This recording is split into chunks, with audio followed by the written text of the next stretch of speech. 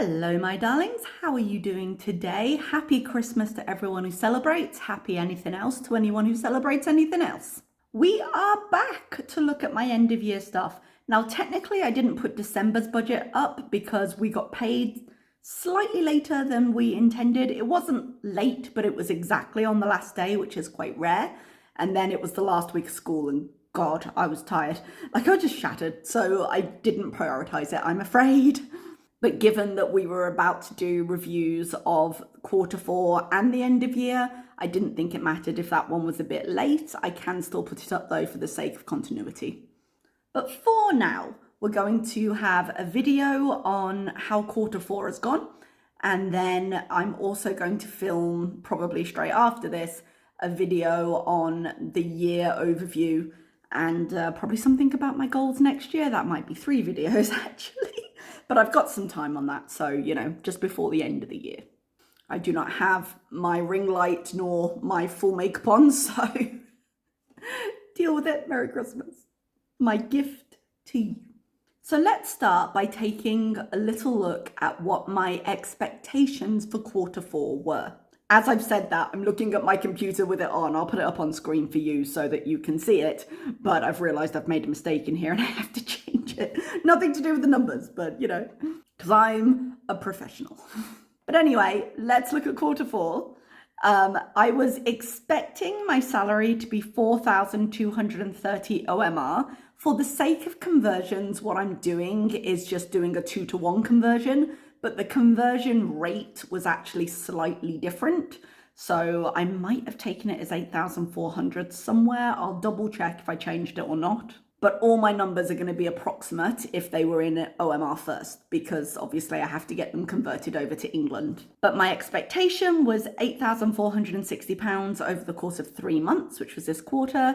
And I'd also estimated about £400 a month on YouTube, which would have been 1,200. So in total, this quarter, I was expecting to bring in about 9,660. If you take what I did in the other quarters, which is to take what I expected in the year and divide it into 4, the number was slightly different, but YouTube is never exactly on the number, so I figured just from the slush, I'd equal it.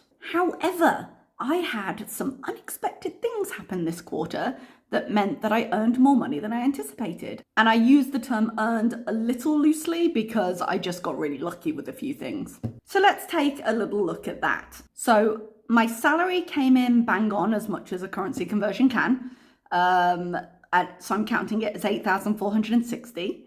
But then my YouTube, because I do tend to lowball my YouTube, I ended up earning 2,335 just in AdSense.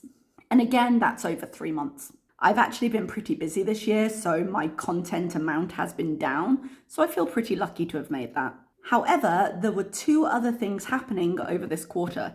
Number one, YouTube was offering an incentive for memberships. They said, if you opened a membership between X and Y date, they would give an £800 bonus and then £8 per member up to 100 members. I ended up getting about 90 members, I think.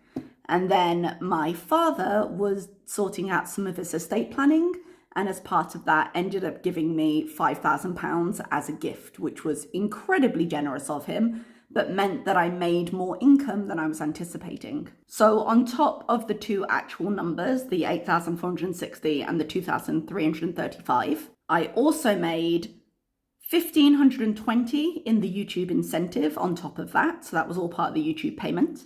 And I received the gift of 5,000, which meant in total over the quarter, I made 17,255, which is pretty amazing considering that's nearly twice what I was anticipating. Needless to say, I was very, very fortunate. So now let's look at some of the expenses I incurred over that time. Now, my income ended up being 17,255. My expenses, just my monthly expenses, these are, ended up being 2,015, which left me with £15,240. Now, remember, this is over the quarter, so I did not have this all in like a month. I got it in at different times. Over the same timeline, I put 5,000 into my pension.